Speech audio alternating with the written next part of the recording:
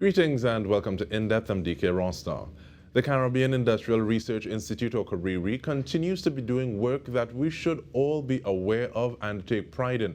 Senior Business Development Officer Laura Diabro, Senior Business Development Officer at CARIRI, she is joining us to give us a little insight into some of these activities.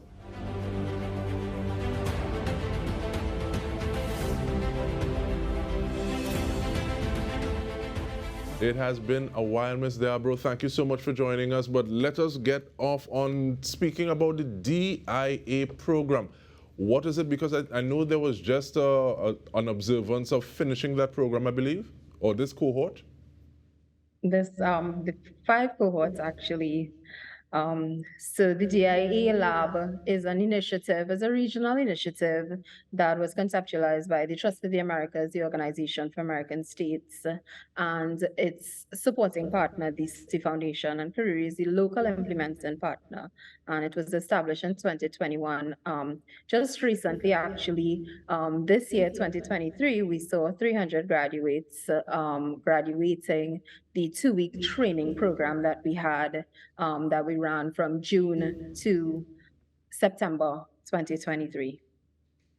Now, in terms of the target group, because you said about 300 graduates, because you've given us an idea of partners and the duration of it being run, but who are you reaching out to and why is that the ideal target group for these cohorts? We're really targeting youth between the ages of 16 to 34, to empower these young people to really make a difference, develop disruptive ideas that can solve problems within their communities, and empower them to become entrepreneurs. The theme for this year's graduation was youth thriving through entrepreneurship. And it's really to encourage them to understand that there are different pathways, positive opportunities in the absence of being able to get a job, given the current markets, So we are definitely showing them that there are opportunities, providing them with the toolkits to empower themselves and their colleagues in their communities. I want to know some of the things going into that toolkit, Ms. Diabro, because it feels as though we are, as a society, I think, we're taught to kind of try to color within the lines, to be very risk averse. But when you are going into that field of entrepreneurship, sometimes it feels as though you're launching into that great unknown, which is very different to things that you've learned in school, things that you've been learning in the household. Don't put your foot there, don't move this, don't. And so what are some of the things to kind of lead to unlearning in order to build a capacity in that sort of entrepreneurial bent? Yeah, excellent question and point. So we do try to take them through the entire journey, not just, and it's not a school environment, it's really collaborative learning and contributive learning. So we work on, the entrepreneurial concepts in terms of innovation and entrepreneurship. We also touch on life skills because that is important in preparing them for entrepreneurship to become a business person or even to prepare them for within the workplace. So how do you prepare a resume? How do you prepare for an interview? How do you deal with different emotions and do a lot of scenario? How do you prepare yourself for different scenarios? We also, in collaboration with the business training, it's the ICT training. How do you develop ads for your business? How do you use tools like Canva if you have to do any, computer science, data science? And then the last module is new technologies, where they are exposed to different pieces of equipment that potentially they may not have had the opportunity outside of the lab to interact with. So for example, laser cutters, Arduino kits where they learn some coding that they can implement into their businesses or even utilize. And in terms of that business, and I really like the fact that you're even dealing with the mental aspect of it. So these are some of the scenarios that you may face as a young business person, how will you deal with this situation if somebody tells you this? Or how will you treat with this? What are some of the things that you can be looking at? Because sometimes it feels as though life gives you the test and then you get the lesson after. So in terms of being able to deal with some of that, that's something that's really to be appreciated. But also for business though, statistics are important. So in terms of some of those statistics between 2021 and 2023, what are some of those? Yeah, so we've done a lot of outreach. So we've done a lot of outreach. We've sensitized over 1,700 young people between the 2021 to 2023 period. In terms of the 2-week training with the 9 modules, we would have reached trained almost 700 young people, and that's just the training. We have a lot of other activities and opportunities within the DIA Youth Innovation Lab that they are exposed to, for example, ideathons and so on. So, and pitch tank competitions where persons get seed funding. We've provided seed funding for 37 young entrepreneurs to date. And we do have another pitch tank competition that's upcoming. But in terms of our reach so far with this program, it has been tremendous. We've had a lot of support from private public sector, and we are working to really reach those young people in vulnerable situations, at-risk situations, the underemployed, the unemployed, to provide them, to show them that they have different avenues and pathways. And is it a matter, in that seed funding, is it a matter of grants? And I ask that question because looking at the, and I'm not even throwing anybody under the bus because the minister said so. This is Sport and Community Development looking at the export communities and export ECCL and saying that there's a lot of training going on, but they want to see people making use of the training. So as opposed to just learning this and it might be a hobby, you want to take that and build that entrepreneurial spirit, that energy. Is it a matter of monitoring and seeing, okay, this is where the investment has been going thus far. These are the 35 people that have received this sort of resources. Are you looking to see where they're going, how it is they're doing? Can they lean on CARIRI again to say, okay, well, I'm wondering, do I go left or right? What is that kind of relationship between these individuals and the CARIRI?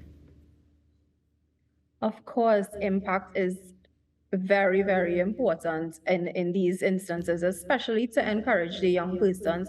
We have provided support even after the seed funding. So the seed funding is a grant, it's not a loan.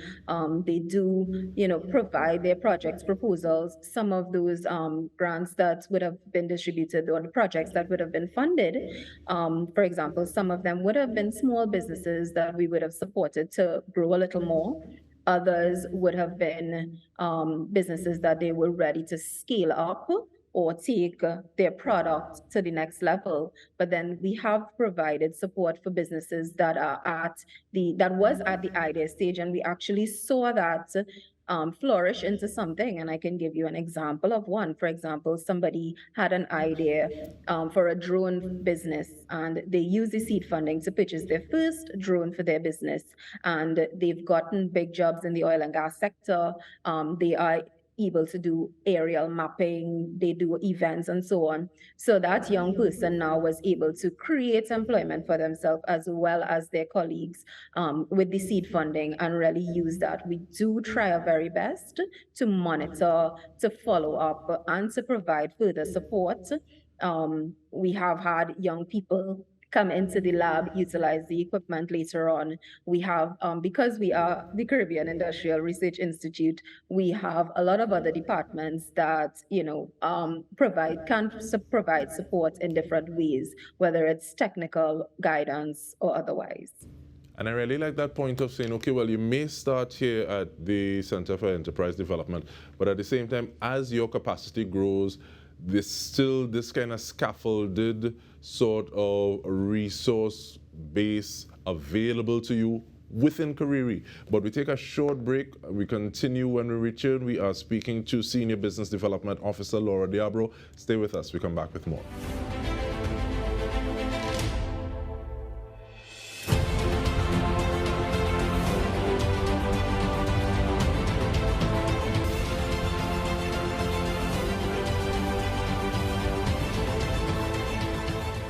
welcome back. We are speaking with Senior Business Development Officer at CARIRI, Ms. Laura Diabro. And some of these things get me very excited. It's almost as though you think if you had the opportunity, you might do it a little differently. But in terms of that pitch tank, Ms. Diabro, is that something, just remind me, is that something that you build individuals towards before you have the actual competition? And what was the competition itself like? So basically, we do have many of our young people, they may not have pitched before. This might be their first competition, their first opportunity to get some seed funding into their businesses. So we do provide a boot camp, provide some training for them, teach them, what are the elements of a good pitch and how do you develop that? How do you really pull out what is the value that your business or your idea is going to bring? What is the problem that it's solving for the community or whoever is the target market with that need, and how do you articulate that? So we do have a boot camp prior to the actual competition. The next competition coming up is in November for I think we've had, for the 300 DIA graduates. So they all have that opportunity. It's up to them to take it up, apply, enter to the competition, and pitch their businesses to get that seed funding to help propel them to the next level.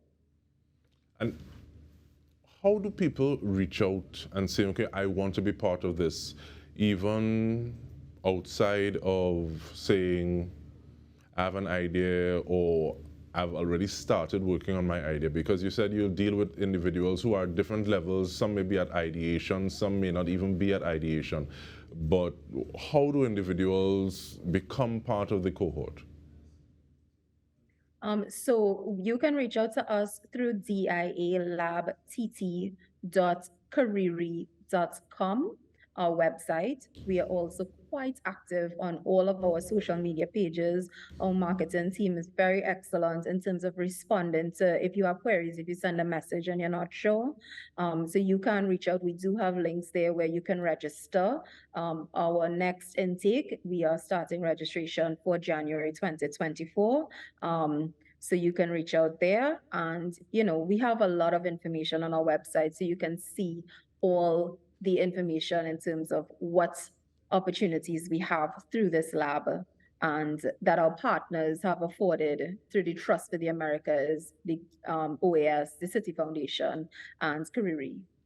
Right, and what kind of feedback do you get from individuals? And one of the things I'm thinking about specifically is being able to look at the lay of the land, see gaps, therefore seeing opportunities, and aggressively work towards finding solutions which can be monetized.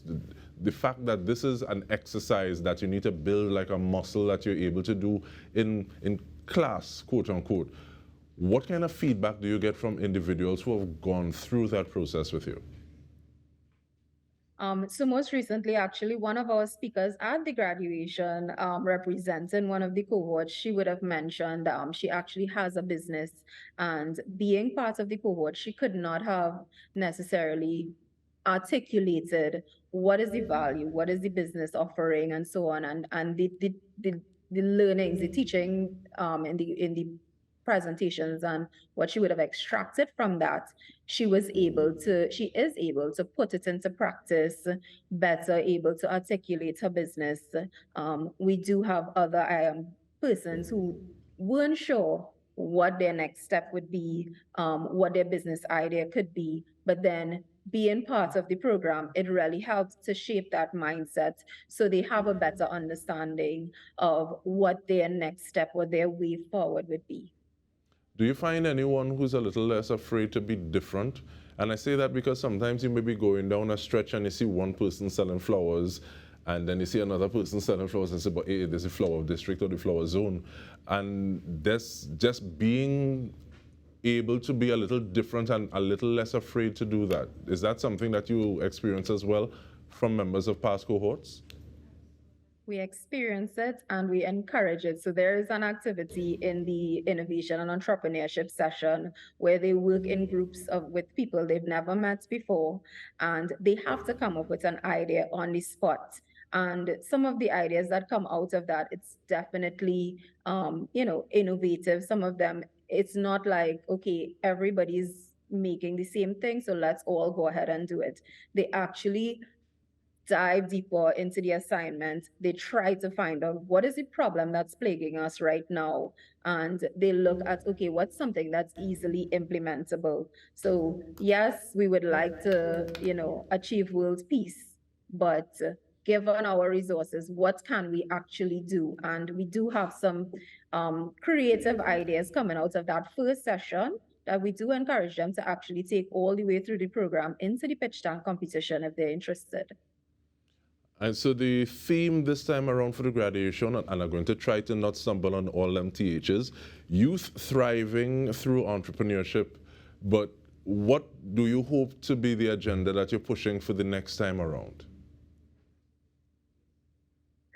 Well, we do want them to implement the things that they've learned, So yes, you're learning the tools to become entrepreneurs. So next year, let's see what these entrepreneurs have actually accomplished. What have they brought to the table, and how can they utilize, their entrepreneurship skills and encourage other youth, and create employment, for their community. How do we build communities using that thriving through entrepreneurship, actual implementation of it? So as opposed to just job seekers, we have job creators. We want to thank you very much, Ms. Diabro. Looking at the fact that the next recruitment session, it starts in January 2024. And remember that website, dialabtt.cariri.com. Senior Business Development Officer Laura Diabro at CARIRI, thank you so much for being a part of it, sharing this information. And on behalf of the entire TTT News team, I'm Dike Rostant. This has been In Depth with me. Thank you so much for joining us.